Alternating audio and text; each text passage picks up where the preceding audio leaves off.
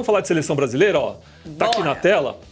A gente falou ontem, mas a gente vai ilustrar agora a escalação que o Ancelotti já adiantou da seleção brasileira hoje, né? Como eu falei, é um time bastante ofensivo. Com Alisson, Wesley, Marquinhos, Gabriel Magalhães e Douglas Santos, que para mim é surpresa, né? Eu achava que ele ficaria na reserva. Eu também achei que ia de Alex. Isso. O Alexandre foi cortado, o outro convocado foi o... Já lembro. Aí tem Casemiro, Bruno Guimarães e o Rafinha que desde a temporada passada vem atuando mais centralizado, né? Ele que sempre jogou pelos lados, mas no Barcelona já vem fazendo essa função centralizada, com Estevão, Gabriel Martinelli e João Pedro no ataque. Parabéns, que eu ia brigar com você. Por quê? Porque esse rapaz joga muita bola e o nome dele é Estevão. Estevão. A turma tá chamando ele de Estevão. Não, Estevão. Isso é uma burrice. Sim. Até tanto que tem um acento ali, né? Estevão. Até porque tem o circunflexo. Isso. Claro, Estevão. Nome bonito. Entendeu? Parece o meu maquiador lá da Paulista. A gente comentou até ontem aqui sobre a troca na formação, né? No sentido do Ancelotti ter dito nas primeiras coletivas que ele ia tentar montar num 4-4-2, que era o esquema que ele mais gostava e tudo mais. E aí ele tá num 4-2-4, que vai ser uma variação num 4-3-3, né, Facica? Porque o Rafinha foi puxado ali pro meio. Então, ele vai fazer esse papel de um meia ali, né? Desse ponta de lança, o famoso... e velho ponto de lança que a gente tinha antigamente no Ou futebol. para os mais velhos, esse sistema é chamado WM. Mas o ponta de vai lança avaliar, é o camisa 8,5. Fica atrás ali do centroavante, Ou né? 9,5. Então, Contra o o Chile, Rafinha foi... WM. foi puxado para essa função, que inclusive seria hoje a função do Neymar, que não está sendo convocado, né? Que gera polêmica aí da convocação aquele ou não do Neymar. Esse que você ama. o Ancelotti falou que ele quer o Estevão abrindo e cortando para dentro, como ele fazia no Palmeiras, né? Que é exatamente a função ali que ele... mesmo que ele tem que jogar, né? E quer que ele corte para dentro, que é o que ele fazia sempre, cortava, só que às vezes até chutava demais, né? Não via tanto o companheiro de equipe. Agora, contra o Chile, 4 atacantes, é normal, né, gente? Alguém achou que ia jogar com 3 volantes, não dá, né? Olha, com todo respeito, mas é que seja campeão do mundo, se Deus quiser. Mas parece o campeonato paulista de aspirantes de antigamente, não é mesmo? Hein? Se pegar com... Mais da metade desse time, se passar na minha frente, eu cumprimento só por educação, mas não sei quem é. É verdade. A Copa João Saad. Era assim. Facicani, suas impressões aí, é o time ideal para hoje? Acho que não tem como fugir disso. Claro. Dentro da convocação do Ancelotti, eu acho que podia testar o Hugo Souza como goleiro, já que foi chamado. Tá tentando o Estevão pela ponta, mas para mim o Luiz Henrique é mais jogador hoje que o Estevão. Né? Então o Luiz Henrique seria uma... O Luiz Henrique subiu, quase um ano sem jogar. Então, mas da mesma forma que o Douglas Santos, né? Que eles estão no mesmo time, né? No Zenit, né?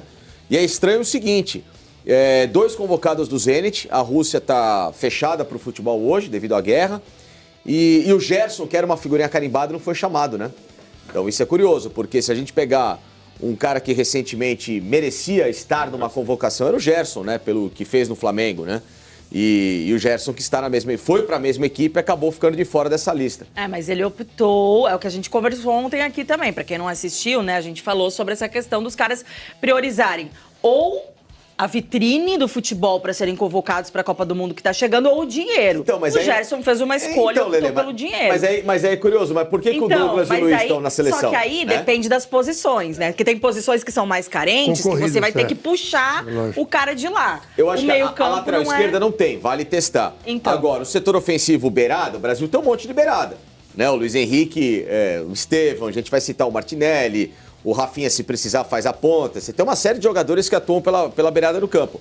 Agora, o cerebral, o pensador, que é o que não existe mais no Brasil, o cara que organiza um jogo ou que tenta ditar um ritmo de jogo, não tem. E o Gerson é esse cara. Eu acredito que a função do Gerson ela é mais importante para ele ser chamado do que em outras posições que o Brasil ainda tem alguns jogadores. Então, assim, aqui um jogo como esse nem para teste serve. Não, né? sim, isso aí é. Esse Chile de hoje, repito, a minha visão é a mesma, obviamente, de ontem. Uma seleção nota 3,5. É um jogo para fazer as pazes com a torcida no Maracanã, ok? Ganhar bem.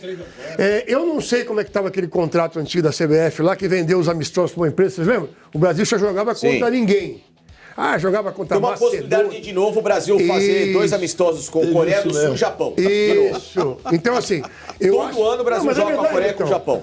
Fica com a preocupação do Brasil não perder jogos grandes, e aí faz amistosos contra ninguém. Sim, Brasil e Zimbábue, Isso, lembra aquela então, coisa? Mas é porque na Europa, eles não, as seleções europeias não estão mais abertas para amistosos. Não, Né? mas Porque o Brasil- é competição o ano inteiro, seja a Liga das Nações, eliminatória, Eurocopa, então Mas eles você não tem- têm mais espaço para Tudo bem, Mário, você tem jogos fora da Europa que você pode fazer com adversários grandes. O México. Bom, para. Você pode, e não é só a América do Norte. Você pode pegar, por exemplo, Seleção dentro do africana. continente.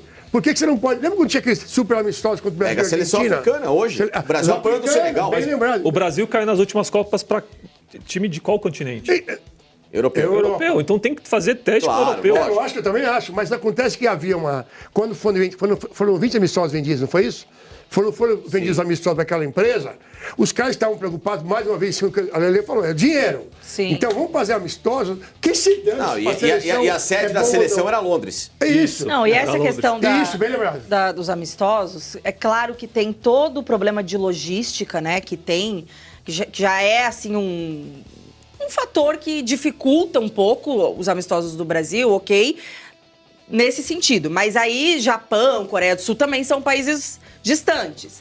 Só que o ponto que o alemão falou é importante porque eu acho que a gente está vendo cada vez mais o continente europeu se valorizando em termos de futebol, valorizando cada vez mais a Eurocopa.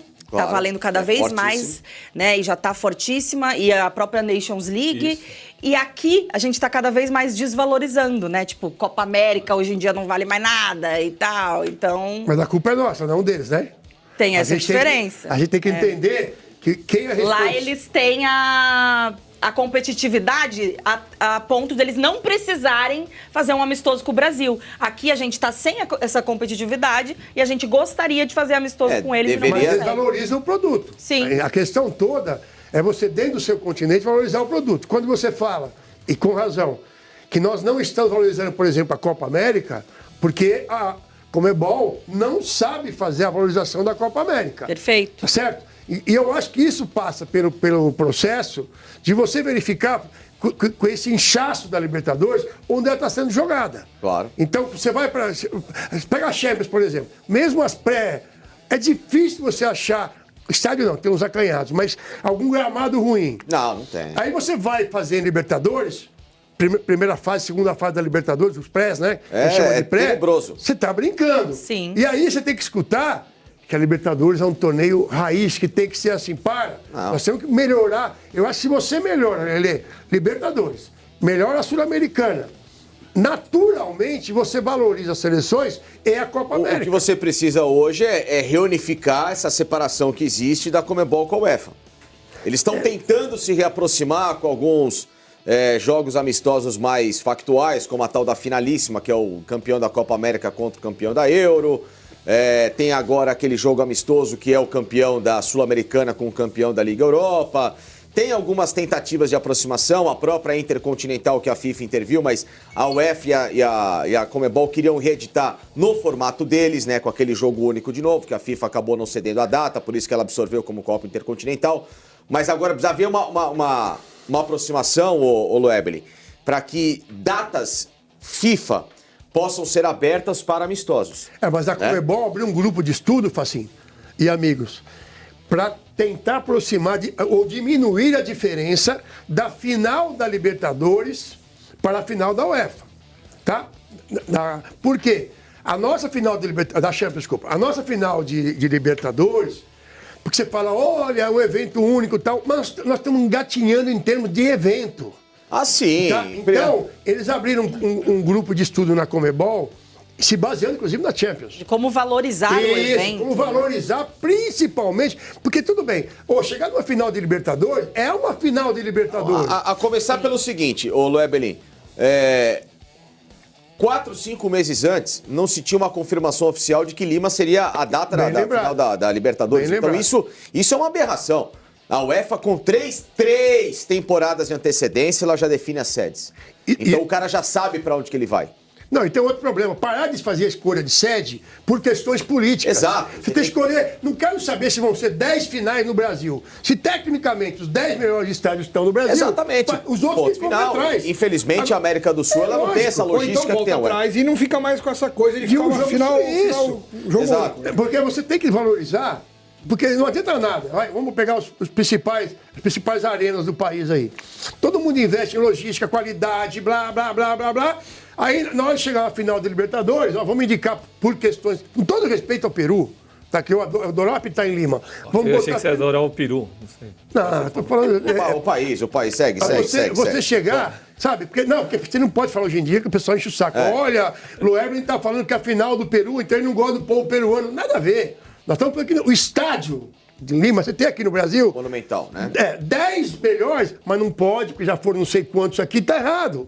Eu acho que o Alex tem razão, então acaba com esse negócio de jogo único. Claro. Se não tem estrutura no continente para fazer jogo único... E aí eu acho um ponto importante, que a gente quer copiar os europeus, porque muita coisa faz sucesso lá, só que a gente copia errado, porque a gente copia o que não vai dar certo aqui, e o que deveria realmente ser copiado em termos de organização, de disciplina, né, de investimento, não é. Eles não conseguem replicar aqui, só que aí você copia.